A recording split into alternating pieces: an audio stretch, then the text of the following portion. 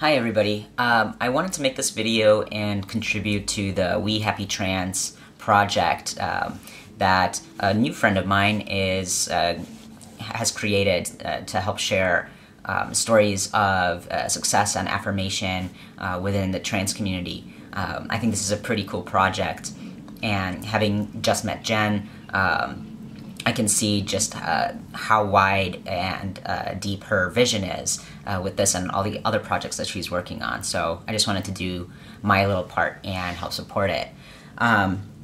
So here are my answers to the 7 questions for We Happy Trans. Number 1, my name is TJ.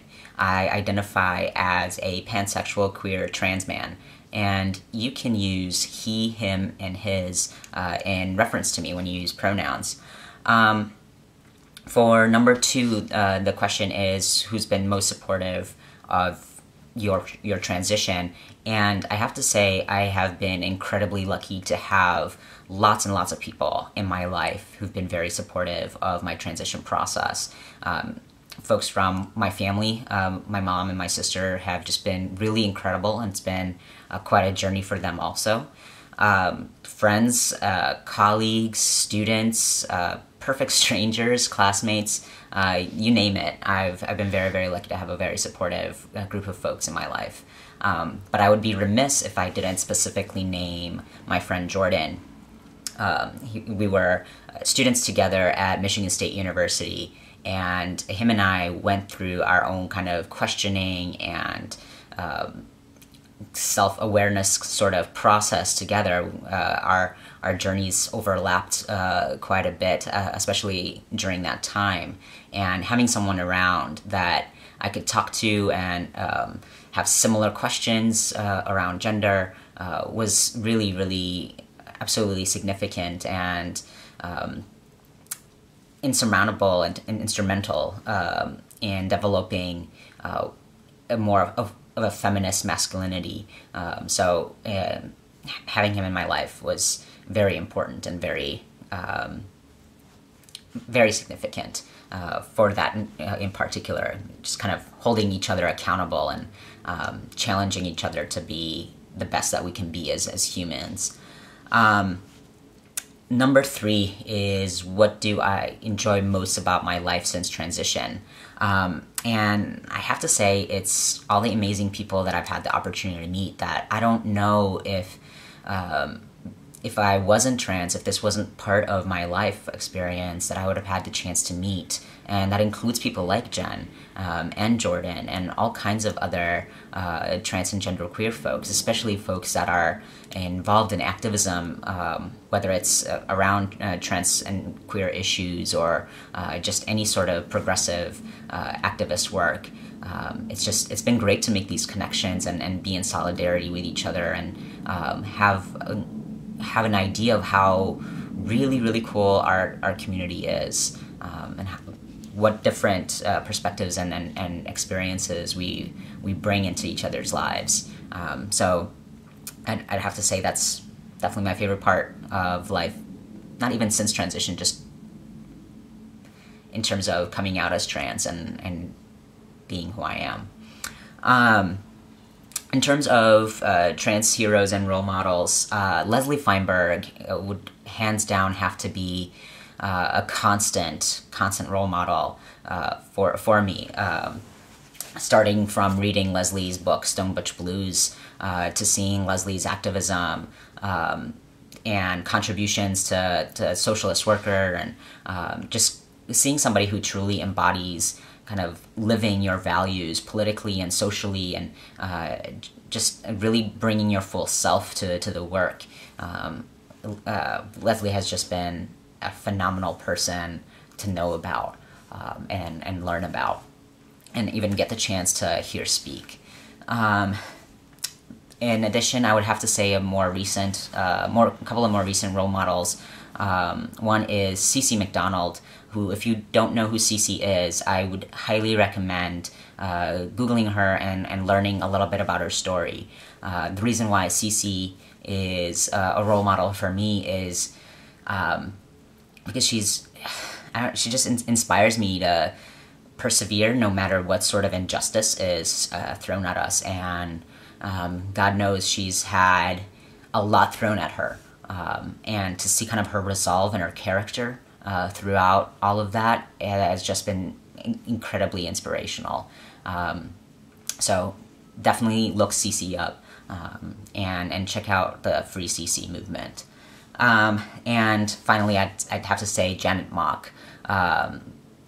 Janet reminds me how important it is to really voice our authentic selves, and how powerful that can be, how life-changing it is for ourselves as well as the people who get to hear our stories and hear our voices. So Leslie, Cece, and Janet, thank you, all three of you, for what you've brought into my life and how much you've helped me grow as an individual in ways that you'll never know. Number 5 is what I would like to see change in the world. And I think what I want to see is a world that values liberation for all of us. Our oppressions, our freedoms, our lives are all interconnected. I truly believe that. There is a famous saying by the Combahee River Collective, a statement that they made coming from a Black feminist perspective that talks about the interconnectedness of oppressions and liberations. And I truly believe that. And until we see the humanity in each other and the ways that our humanities are interconnected, I think until then we delay the progress that we could be making, and seeing some real change in our lifetime. So, yeah, I guess a liberatory world for all of us, as utopian as that sounds. What am I doing to make this happen? And thank you, Jen, for including that question to really challenge us to think about how we are contributing to what we want to see. I guess there's a couple of ways that I hope I am contributing. One is having Leslie, Cece, and Janet as my role models, is trying myself to also live an authentic life as fully, as consistently as I possibly can, and to constantly reevaluate what that means to me, and be open to that changing, and really just trying to put myself out there in ways that I think would be beneficial. Secondly, I would say it's just continuing to connect with others and listening to what other people, especially people who are different from me and bring different life experiences than mine, and listening to them, listening to what they share with me as to what they need to see for me to be in solidarity with them and to be in the work with them. And I guess more specifically, I'm currently a PhD student in higher education, and I hope to contribute through higher education, scholarship, and literature to an educational system that values all students, that creates educational environments that are affirming and inclusive and celebratory of all students, and in particular marginalized students. A population that I hope to really give voice to through research and scholarship is transmasculine students of color. So I hope this community holds me to account to that, and it keeps my feet close to the fire, so that I do that. And finally, I guess something unique about me, something different to share. I'll share my tattoos. This one is a little high up, so I won't be able to actually show it. Maybe I will, but oh, there it is. This was my very first tattoo, and I got it when I lived in Michigan, and it symbolizes friendship to me. It symbolizes the way that friends are connected in each other's lives, and the power that friendship holds, but also the interdependence. So we're not chain linked together, but rather our individual beings choosing to be interconnected. So that's my first tattoo. My second tattoo is over here, and this speaks to my racial and ethnic background. I was born in Lebanon. I'm Lebanese, and this is the cedar tree that's on the Lebanese flag. And this says Armenian in Armenian letters, as my heritage is Armenian. So I'm a Lebanese Armenian person. And finally, this is my last tattoo that I got.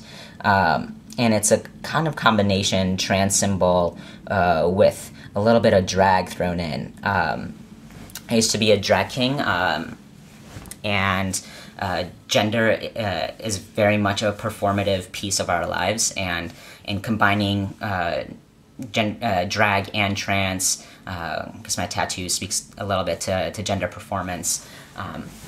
So that's a pretty unique one. I've designed the 3 tattoos myself, because I want things that are on my body to really speak to who I am.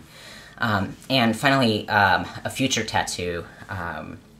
I hope to. I'm kind of working on it right now, putting the final touches to it, but it'll probably be a while before I get it. On this arm, I want to have a nargile, or a hookah. And what a nargile or a hookah symbolizes in terms of my community as a Middle Eastern person, for me, what a hookah is a symbol of community. Folks tend to come together in order to smoke hookah in community with each other. Rarely do people just have a smoke hookah just by themselves. And a community is very important to me, and so that's what I want to do, is have a cultural symbol connected to community on this arm. So that's what I have in terms of the 7 questions. Thank you again, Jen, for starting this project up.